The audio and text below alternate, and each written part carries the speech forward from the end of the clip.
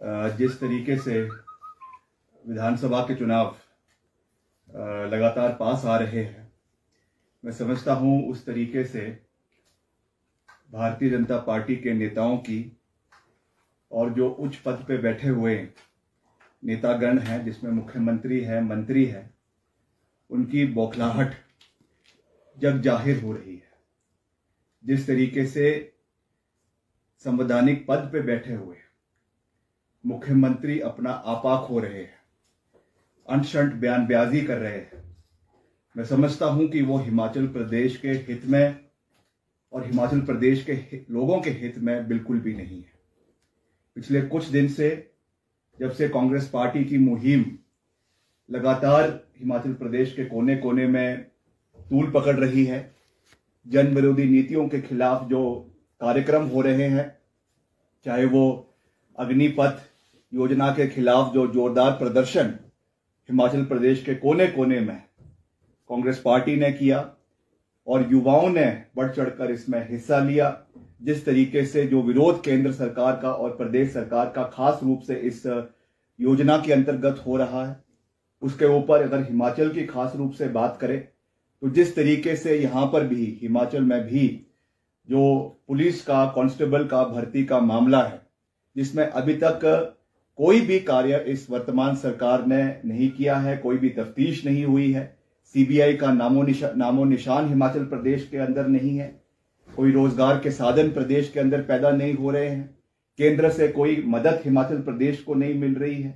हमने तो पीछे भी कहा कि माननीय प्रधानमंत्री जी तो सच्चे हैं, जब मांगने वाला मांग ही नहीं रहा है तो देने वाला क्यों देगा। आज हिमाचल प्रदेश के जो ऋण की परिस्थिति है हम सबके सामने है, जग जाहिर है। 70,000 करोड़ का ऋण हिमाचल प्रदेश के ऊपर है। अभी पिछले कुछ दिनों में ही करीबन 500-600 करोड़ का ऋण और हिमाचल प्रदेश की सरकार ने लिया है। सरकार में सैलरी देने के लिए पैसे नहीं है, कॉर्पोरेशन बोर्ड्स के निगमों के जो आपके एम्प्लॉयज हैं उनको पैसा देने के लिए उनके पास पैसा नहीं है, और ऊपर से जो है फजूल खर्ची हिमाचल प्रदेश में लगातार सरकार द्वारा करवाई जा रही है। मैं समझता हूं कि इन सब नाकामियों को छिपाने के लिए एयरपोर्ट अभी तक बना नहीं है। जो ड्रीम प्रोजेक्ट मुख्यमंत्री जी का है उसकी अभी तक एक ईंट उसकी अभी तक हिमाचल प्रदेश के अंदर नहीं लगी है। आपके जो सबसे बड़ा जिसका प्रोपोगंडा पिछले चुनावों में किया गया कि 69 नेशनल हाईवे बनाएंगे, उन नेशनल हाईवे का अभी तक कोई लेखा जोखा प्रदेश के अंदर नहीं है। कितना पैसा उसमें आया, कितनी डीपीआरस बनी, कितना उसमें पैसा केंद्र सरकार की ओर से आया है, उसके बारे में कोई रिकॉर्ड विधानसभा के अंदर लगातार इन प्रश्नों को पूछने के बाद इसका कोई जो है वो जवाबदेही नहीं है।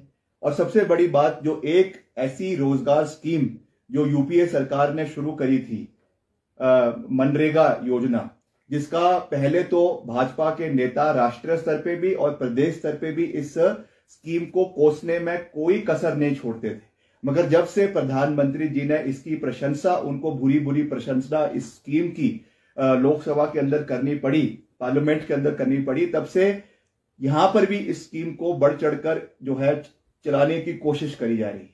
मगर अभी भी इसका करीबन 250 से 300 करोड़ रुपए जो केंद्र से प्रदेश को आना था, अलग अलग ब्लॉक्स में जाना था, जो पेमेंट्स मनरेगा की होनी थी, वो अभी तक पेंडिंग है। हम भी अपने निर्वाचन क्षेत्रों में जाते हैं, लोगों से मिलते हैं, वहां पे हमें अवगत करा जाता है कि साहब ये कार्य तो हमने कर दिया है, कोई डंगे लग गए हैं, कोई उसमें आपके छोटे छोटे जो इरिगेशन की स्कीम्स है वो उसके अंदर जो है वो चली हुई है, कई इसमें आपके छोटे नाले बनाए जा रहे हैं, कई सीढ़ियां बनाई जा रही है, मगर पेमेंट अभी तक उसकी नहीं हुई है। जो दाम आपके सीमेंट के है, सरियों के है, वो आसमान छू रहे हैं।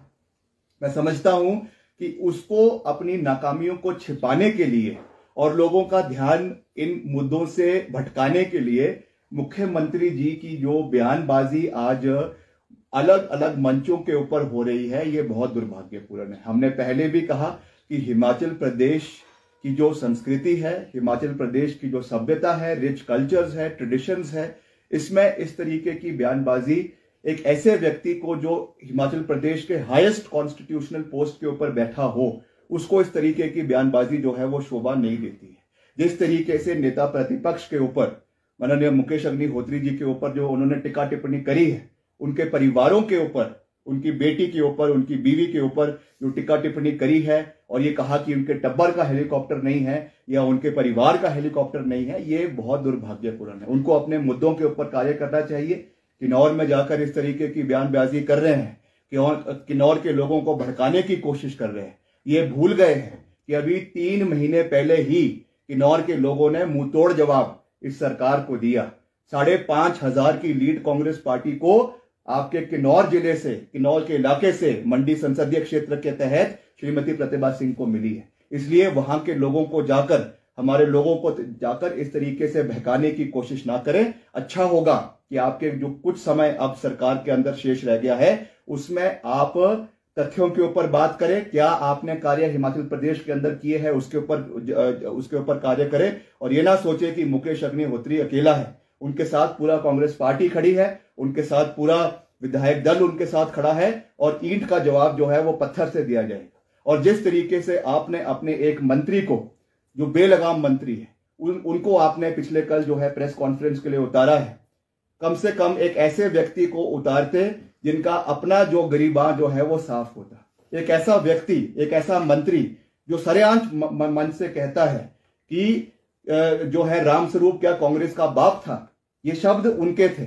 ये शब्द राकेश पठानिया जी के थे, जो उन्होंने एक चुनावी जनसभा को संबोधित करते हुए ये कहा कि रामस्वरूप जी के जो मृत्यु के बारे में जो सीबीआई जांच मांगी जा रही है कांग्रेस द्वारा, क्या रामस्वरूप शर्मा जो है वो कांग्रेस पार्टी का बाप लगता था। ऐसी शब्दावली करने वाला मंत्री आज हमको नैतिकता का पाठ पढ़ा रहे हैं। इससे ज्यादा दुर्भाग्यपूर्ण बात क्या हो सकती है। और ये उनकी फ्रस्ट्रेशन है, माननीय मंत्री जी की फ्रस्ट्रेशन है। जिस तरीके से वहां पे उन्हीं की पार्टी के नेताओं ने उनकी घेराबंदी करी हुई है। इस बारी जो निक्का है वो इस मंत्री को जरूर मुकाएगा, और जो वहां पर जो है इस बारी उनकी हार जो है वो नूरपुर के अंदर पूरी तरीके से निश्चित है। इसलिए इस तरीके से बुखलाहट में इस तरीके के जो बयान माननीय मंत्री जी दे रहे हैं, मैं समझता हूं वो बहुत दुर्भाग्यपूर्ण है। उनको अपनी जो है विभाग से संबंधित बातें करनी चाहिए।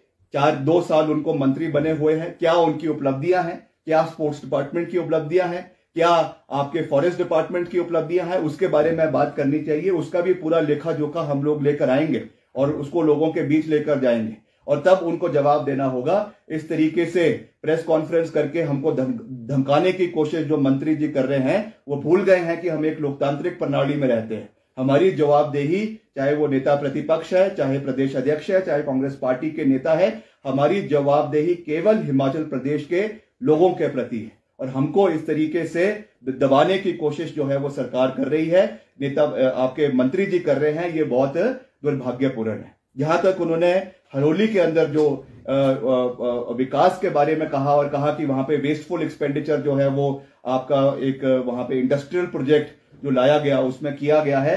मैं मंत्री जी को कहना चाहता हूं कि आप दस्तावेज उठा के दिखाइए। हिमाचल प्रदेश में कहीं अगर सबसे ज्यादा विकास किसी निर्वाचन क्षेत्र में हुआ है कुछ इलाकों में, तो वो हरोली उनमें से एक है। यहाँ पे कांग्रेस पार्टी की सरकार में करीबन 2000 करोड़ रुपए के विकास कार्य हुआ, जिसमें आपका जो है वो स्वा चैनलाइजेशन जो करीबन 800 करोड़ रुपए की लागत से उसका कार्य हुआ। उसके अलावा ट्रिपल आईटी वहां पर आई, इंडस्ट्रियल पार्क वहां पे, इंडस्ट्रियल जोन वहां पे सैंक्शन किया गया, जिसमें 250 करोड़ रुपए केंद्र सरकार ने दिए हैं। कई और वहां पे इंफ्रास्ट्रक्चरल प्रोजेक्ट्स जो है वो हरोली के अंदर जो है बनकर तैयार हुए हैं। इसलिए इस तरीके की टिप्पणी करना आपको शोभा नहीं देता है, और हरोली कोई पाकिस्तान का हिस्सा नहीं है। That is very much part of Himachal Pradesh. और अगर और आपकी जो बेल्ट्स पंजाब से लगती हुई है, चाहे वो ऊना है, चाहे वो काला अंब है, चाहे वो आपका और इलाके हैं, संतोगढ़ है, अगर वहां पे इंडस्ट्रियलाइजेशन हो सकती है तो हरोली के अंदर इंडस्ट्रियलाइजेशन क्यों नहीं हो सकती है। इस तरीके की जो क्षेत्रवाद की सोच आपकी है, इसी क्षेत्रवाद की सोच को हम मिटाने की कोशिश कर रहे हैं। मगर आपके सरकार के मुखिया और आप सब मंत्री लोग सारे के सारे जो है क्षेत्रवाद के अंदर फंसे हुए हैं। आपकी मानसिकता केवल एक कुएं की मेंढक के बराबर जो है कुएं की मेंढक की तरह है, उससे बड़ी ना आपकी सोच है।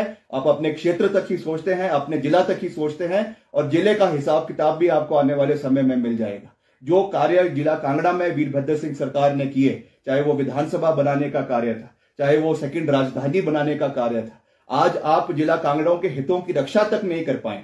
आज वहां से आईपीएच का डिवीजन उठा के जो है वो धर्मपुर के अंदर ले गया गया। आज वहां से हॉर्टिकल्चर का जो प्रोजेक्ट का पैसा है वो कांगड़ा से शिफ्ट कर कर जो है मंडी को ले जाया जा रहा है। आप अपने जिला की हितों की सुरक्षा नहीं कर सकते हैं, अपने मंत्रालय के हितों की सुरक्षा नहीं कर सकते हैं। आप हमको नैतिकता का पाठ पढ़ाने की कोशिश ना करें। आपको एक ट्रेलर हमने पीछे विधानसभा के अंदर दे दिया था और आज फिर से कह रहा हूं कि आप अपनी खाल्टी के अंदर रहिए, अपने कार्य से संबंधित बातों पे बातें करिए, अपने डिपार्टमेंट के ऊपर बातें करिए, हम आपका मान सम्मान करेंगे। इस तरीके की टिप्पा टिप्पणी करेंगे तो उसका जवाब जो आपको 3 महीने बाद मिलेगा, उसका मैं आपको आज ही जो है ट्रेलर देने के लिए यहां पे बैठा हूं। और मुकेश अग्निहोत्री के खिलाफ जो आपने इस तरीके की टिप्पा टिप्पणी करी है, आप उसको उसके लिए माफी मांगिए और उसके लिए आप जो है उनसे अपोलोजाइज करिए। इसके अलावा आप कुछ पूछना चाहते हैं तो पूछ सकते हैं। सर, मंत्री जी की तरफ से ये भी कहा गया है, पहले तो जो मुकेश अग्निहोत्री वो माफी मांगे अपने बयानों के लिए, और पिछली जो कांग्रेस की सरकार रही है कोई विकासात्मक कार्य उस समय भी यहाँ पर नहीं किए गए हैं, क्योंकि जो कांग्रेस है वो बार बार कहती है कि 4 साल में प्रदेश सरकार की तरफ से क्या किया गया है। भाजपा सरकार के पास तो लंबी लिस्ट है विकासात्मक कार्य की, लेकिन कांग्रेस ने ऐसा क्या किया अपनी सरकार के समय? मैडम, अगर उनके पास इतनी लंबी लिस्ट होती अपने विकासात्मक कार्यों की तो उनका 4-0 नहीं होता लोकसभा और विधानसभा के उपचुनावों में। उसका जवाब जो है वो जनता ने हिमाचल प्रदेश में अभी उपचुनावों में उनको दे दिया। वो ट्रेलर था और उसका पूरा अभी जो है हिसाब किताब सूद समेत विधानसभा के चुनावों में उनको मिल जाएगा। कौन कितने पानी में है, क्या कार्य उन्होंने किए हैं, अभी जो मैंने बातें गिनवाई है विधानसभा के सभा पटल पे भी हमने ये बातें करी है कि आप रिकॉर्ड समेत हमको बताइए। आज फिर से आपके माध्यम से मैं पूछ रहा हूं कि 5 बड़ी उपलब्धियां ये सरकार हमें गिनवा दे। ज्यादा नहीं मैं कह रहा, 5 जो इस सरकार के समय में जो कंसीव हुई, जिसका पैसा बजटरी प्रोविजन इस सरकार से हुआ और इस सरकार के समय में ही उनके इनॉग्रेशन हुए। ऐसी 5 हमें स्कीम्स ये गिनवा दे। हम भारतीय जनता पार्टी का समर्थन करने के लिए तैयार है, जयराम ठाकुर का समर्थन करने के लिए तैयार है। आज जितने भी प्रोजेक्ट्स का इनॉग्रेशन आज तक हो रहा है वो सारे कार्य कांग्रेस पार्टी की वजह के समय में शुरू हुए। बजटरी प्रोविजन उनके समय में हुआ। उसका जीता जागता उदाहरण आपका हेलीपैड शिमला के अंदर, आपका ओपीडी ब्लॉक आईजीएमसी का शिमला के अंदर, आपका अभी जो आजीविका भवन शिमला के अंदर बना है। ये सारे के सारे प्रोजेक्ट्स वर्ल्ड बैंक पे कांग्रेस पार्टी लेकर आई, कांग्रेस पार्टी ने कंसीव किया। और सबसे बड़ी बात जो शिमला का पेयजल योजना आ रही है, 800 करोड़ रुपए की वर्ल्ड बैंक फंडेड प्रोजेक्ट है जो सतलुज से पानी उठाकर शिमला लाया जा रहा है, जो 20 साल तक हिमाचल की राजधानी को पेयजल संकट से दूर करेगा। This was also conceived bye Congress government. इसकी बजटरी प्रोविजन यूपीए के कांग्रेस के समय में हुआ, वर्ल्ड बैंक फंडेड है। तो ये सारे कार्य हमारे समय के हैं। मैं फिर से कह रहा हूं कि वो 5 ऐसे कार्य गिनवा दे जिनका बजटरी प्रोविजन इस सरकार ने करवाया और जो इनॉग्रेशन के लिए तैयार है। सर, एक चीज और उनकी तरफ से जो कही गई कि सहेली शब्द का जो इस्तेमाल किया गया है मुकेश अग्निहोत्री जी की तरफ से, एक तो वो असंवैधानिक है और दूसरी तरफ से उन्होंने ये जरूर कहा है कि जो भाजपा है उन्होंने हाथों में चूड़ियां नहीं पहन रखी, वो भी इस तरह की जो बयानों का जवाब देने के लिए तैयार है। ये बात उनकी तरफ से। देखिए, मंत्री जी की शब्दकोश की डिक्शनरी कहां से वो लेके आते हैं भगवान जाने। शब्द सहेली शब्द कहां से अनपार्लियामेंट्री हो गया, मुझे तो इसके बारे में कोई ज्ञान है। सहेली शब्द हर व्यक्ति, सहेली शब्द जो है एक लड़की की एक मित्र को कहा जाता है और it is a very common word that is used in everyday language. तो मुझे नहीं लगता इसका कोई अनपार्लियामेंट्री इसका कोई मतलब है। जिस कॉन्टेक्स्ट में उन्होंने कहा है माननीय अग्निहोत्री जी ने, उन्होंने कहा कि अगर आप हमारे परिवार के ऊपर हिट करेंगे तो इट इज बट ऑब्वियस कि उसका जो है इक्वल आपको रिस्पॉन्स मिलेगा। मगर मैं समझता हूं कि जहां तक ये शब्द है ये बिल्कुल भी अनपार्लियामेंट्री नहीं है। और अनपार्लियामेंट्री वैसे भी विधानसभा की कार्यप्रणाली के अंदर अनपार्लियामेंट्री और पार्लियामेंट्री शब्द होता है, बाहर तो इसका कोई औचित्य वैसे भी नहीं है। तो ये केवल जो है ध्यान भटकाने की कोशिश की जा रही है। और जैसा मैंने कहा कि ऐसा व्यक्ति जो कांग्रेस को जो है वो ये कहता है कि क्या आप रामस्वरूप जी के आपका बाप लगता है, ऐसी शब्दावली जो कहता है वो हमको नैतिकता का पाठ पढ़ा रहा है। This is very unfortunate. Sir, आप नेता भी काफी समय से जो है हिमाचल का दौरा कर रहे हैं, काफी जनसभाएं कर रहे हैं, क्या लगता है आपको क्या कहीं डैमेज तो नहीं करेगी आने वाले चुनावों में कांग्रेस को खासकर? देखिए, आप सरकार जो है वो एक हंसी का पात्र केवल हिमाचल में ही नहीं मगर पंजाब के अंदर बन चुका है। आप पंजाब के अंदर देखेंगे आजकल विधानसभा जो पंजाब की है वो चली हुई है, और जिस तरीके से वहां पे आंकड़े पेश किए जा रहे हैं, जिस तरीके से आप सरकार की कार्यप्रणाली जो पंजाब के अंदर है, वो इस चीज को दर्शाता है कि ये एक नौसखिया सरकार है। इनके पास गवर्नेंस का कोई हिसाब किताब नहीं है। जिस तरीके से मुख्यमंत्री अरविंद केजरीवाल का ये सिक्योरिटी गार्ड बनकर रह गए, वहां पे गाड़ी के ऊपर जो है मुख्यमंत्री दिल्ली के हैं और सिक्योरिटी गार्ड के रूप में नीचे जो है पंजाब के मुख्यमंत्री है। जहां पर उनको आंकड़े सूट करते हैं, एनसीआर के आंकड़े वो दे देते हैं। जब कहते हैं कि स्कूल दिल्ली के सबसे ऊपर है, उस समय वो जो है दिल्ली एनसीआर के आंकड़े ले लेते हैं। जब वही दिल्ली के एनसीआर के आंकड़े कहते हैं कि लॉ एंड ऑर्डर की परिस्थिति वहां पर खराब है, तो वो जो है वो दिल्ली पुलिस के ऊपर उसको थोपने की कोशिश करते हैं।